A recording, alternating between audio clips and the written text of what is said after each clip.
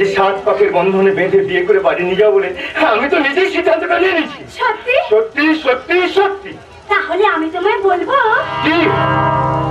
পলকের দেখা দে কিছু ভালো লাগাতে যার হাসি মনে গেঁথে যায় এমন শুধু তাকে পেতে চায় এমন শুধু তাকে পেতে চায়।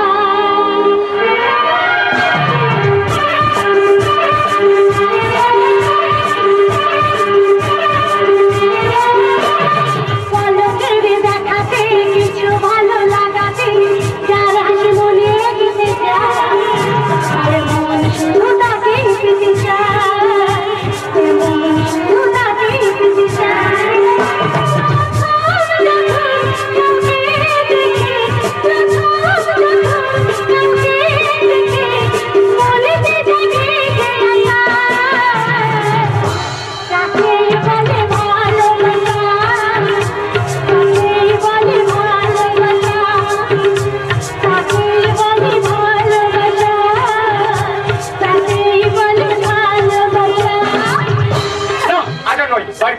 অনেক কাজ পড়ে আছে।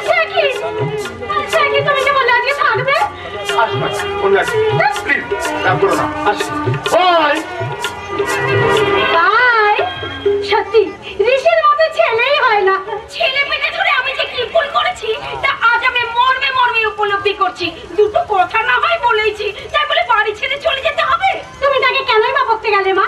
তুমি তো জানো দাদা সহজ সরল হলেও বড় অভিমানী। জানি তোর দিদির অত্যাচারের বিরুদ্ধে প্রতিবাদ করে সে কোনো ভুল করেনি, কিন্তু কি করবি তোর দিদিকেও তো একটু মিলিয়ে নিয়ে থাকতে হবে। কি দিদির উপরে অত্যাচার করছে ও শ্বশুর বাড়ির লোক? সেটা তোর দিদিকে গিয়ে জিজ্ঞাসা কর না। মেয়েটা তো আসার পর থেকে ভয় মুখে একটা কথা পর্যন্ত বলছে না। বলবো না, বলবে না, একটা কথাও বলবে না।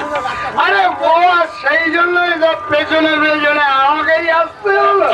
কি বিশ্রী মদের গন্ধ!